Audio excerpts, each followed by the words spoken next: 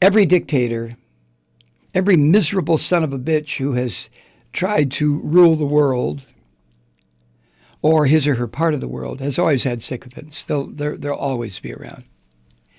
The pustule known as Trump, eventually that pustule will be lanced and the ooze will go all over the place. Metaphorically speaking, NSA, and he'll be gone. Or us. Well, I would say we are responsible, but not for having our emotions manipulated.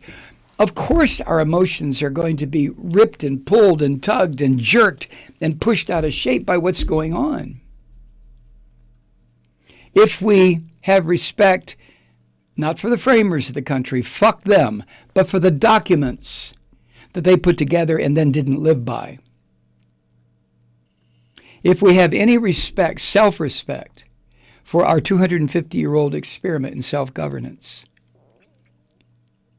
then of course our emotions are right on edge. I mean, mine are 24/7.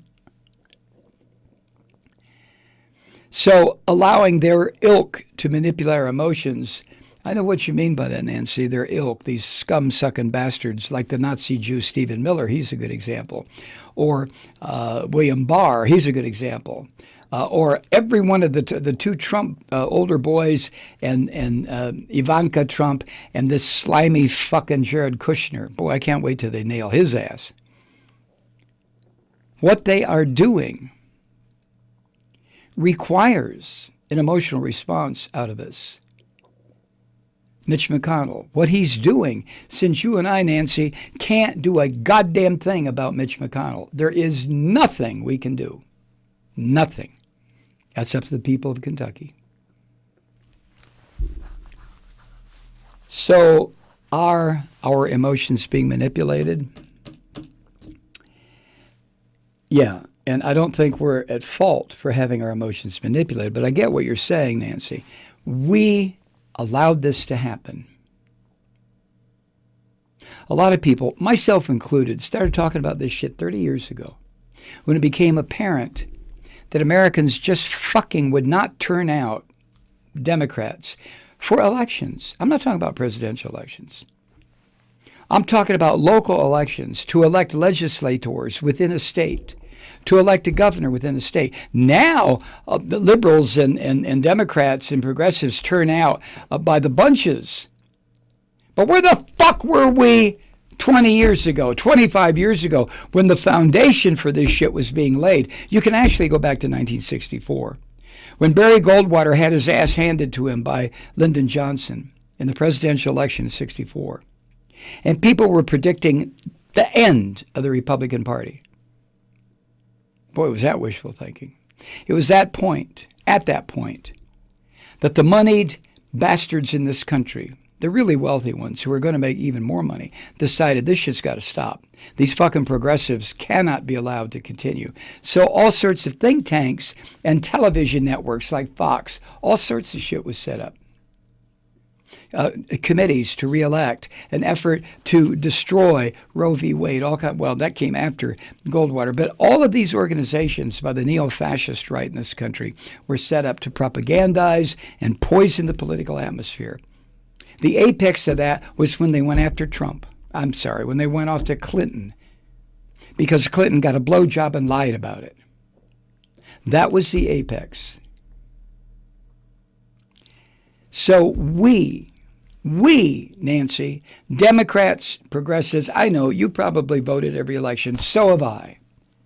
But I'm not going to separate myself from the progressives and the Democrats. I used to be a Democrat. It was the Democrats and the liberals and the progressives who said, well, fuck this, I'm not getting my hands dirty. I'm not going to vote for Hillary Clinton, or I'm not going to vote for this one, or I'm not going to vote for that one. And as a matter of fact, I'm not even going to turn out for an election for state senator or state representative. Who cares about that shit? Well, now we know who cares about that. The right-wingers cared about it. They got control of, 31 or 32, 30-something state legislatures are in the firm control of Republicans along with the governorship. That took work. That took long-term planning. And the Christian right-wingers did just that, long-term planning, with the help of the corporate monsters that are loose in this country.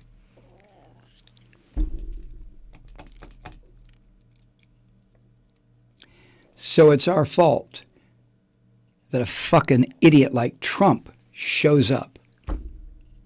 And the Democratic Party had stopped a long time ago even fucking listening to the working class. I don't know to what degree the Russians hacked into, if any degree, hacked into the voting machines and manipulated the vote. I understand there are 2 districts in Florida where that happened. But I do know this. The Democratic Party became something ugly, elitist, until they completely removed itself from working class Americans. And the apex of that was Bill Clinton, who was a fucking Republican, a deal maker, with the wrong people making a deal. Well, the progressives, Democrats, liberals, whatever you want to call us anymore, will we ever get it back? It's a coin toss. So who's responsible? I've been saying this for 3 decades. We are.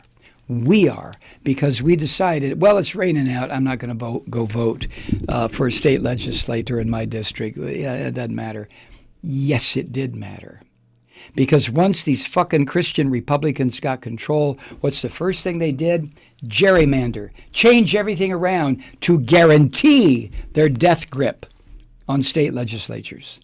To guarantee then how to manipulate the process to send right-wingers to Washington. Here we are. Hi, Truth Seekers. Mike Malloy here. As you know, we've switched formats and are now broadcast exclusively on the Progressive Voices Network. So that means you get fewer program interruptions, no corporate commercials, and lots of profanity. But our format change also means some of our radio listeners no longer hear the program. It's been a while since I mentioned our podcasts, so you may have forgotten that there is a way to listen to this program anytime you need a good dose of screaming. Visit MikeMalloy.com and subscribe to our podcasts. You have your choice. You can listen to the ranting with the audio podcast or listen and watch me lose control with a video podcast subscription. As a podcast subscriber, you can download the program to your mobile device and take me with you wherever you go. And if you have a friend who needs a dose of truth-seeking, you can give a gift subscription as well. That's MikeMalloy.com, and never miss a minute of the uncensored fun and frivolity.